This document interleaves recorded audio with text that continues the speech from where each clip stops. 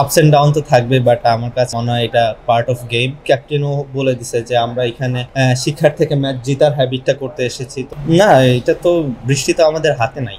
আমাদের যতটুকু best possibility preparation নেওয়ার দরকার ছিল সেটা আমরা নেওয়ার চেষ্টা করেছি। স্যাররাও আমাদের ওইভাবে যতটুকু ইনডোর আউটডোর মিলে সব মানে প্রিপারেশন নেওয়ার সুযোগ করে দিয়েছেন, ওইটাতেই আমরা নেওয়ার চেষ্টা করেছি। সাদা পোশাকে জাকির একটু পিছিয়ে যাচ্ছে জাতীয় দল থেকে। হ্যাঁ, আপস এন্ড ডাউন তো থাকবে, বাট আমার কাছে মনে হয় এটা পার্ট অফ গেম।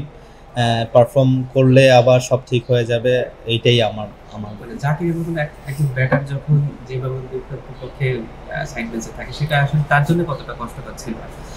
না, কোনো প্লেয়ারই আমার কাছে মনে হয় না সে চায় যে সে ড্রপ থাকতে বা ম্যাচ না খেলতে। আমার কাছে মনে হয় সব প্লেয়ারই চায় যে ম্যাচ খেলুক সে আর পারফর্ম করুক, বাট একটা অ্যাট দ্য সেম টাইম যদি আপ টু দ্য পারফর্ম না হয় বা টিম কম্বিনেশন হয়, তখন ওইটাও অ্যাকসেপ্ট করার মতো ওই প্লেয়ারের মাইন্ড থাকতে হয়। সেটা সবারই আছে আমার কাছে মনে হয়, ওইগুলো নিয়ে ইন্ডিয়ার মতো দলের বিপক্ষে একটা ভালো একটা চমক দেখিয়েছিলেন। তারপরে শুরুটা ছিল ঠিক সেই জায়গা থেকে জাকির আবার একটু একটু করে পিছিয়ে পিছিয়ে থাকলেন। আসলে সেটা আসলে কিভাবে নিজেকে আবার এই করেন?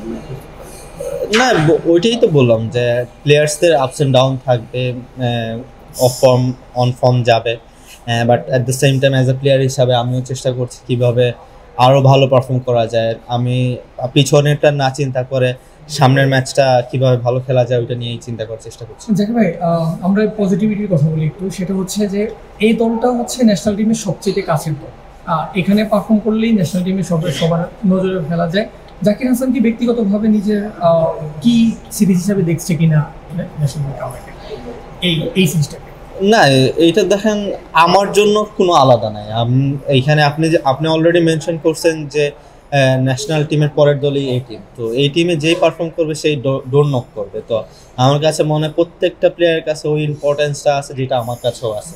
তো আমি ওই ইম্পর্টেন্স দিয়েই খেলতে চাই, আর এক্সট্রা কোনো কিছু আবার নিতে চাই না যে এইটাই অনেক কিছু। আমি জাস্ট অ্যাজ একটা ভালো ম্যাচ হিসাবে আমি খেলতে চাই, এটাই। ওডিআই সিরিজটা বাংলাদেশ জিতে গেছে, খুব ভালোভাবেই জিতেছে। নিশ্চয়ই খেলাটা ফলো করেছেন, তাদের খেলার স্টাইল ফলো করেছেন, কেমন আশা করছেন? না, আমার কাছে মনে হয়েছে যে তারাও খুব ভালো টিম, বাট আমাদের ওয়ানডে টিম খুবই ভালো ক্রিকেট খেলেছে, যার কারণে আমরা খুব কমফোর্টেবলি আমরা ম্যাচটা মানে সিরিজটা জিতেছি আমার কাছে মনে হয়। তো লুকিং ফরওয়ার্ড যে কালকের ম্যাচটা, এখনও ওয়েদারও একটু অফ অন আছে। তো আমাদের কাছে ওই মেসেজটাও দিয়েছেন স্যার যে মানে এই জিনিসটা হতে পারে, তো সব কিছুর জন্য প্রিপেয়ার্ড থাকা। আর সিরিজটা নিজেদের করে নেওয়া মানে হোয়াইট হাউসের একটা লক্ষ্য থাকবে।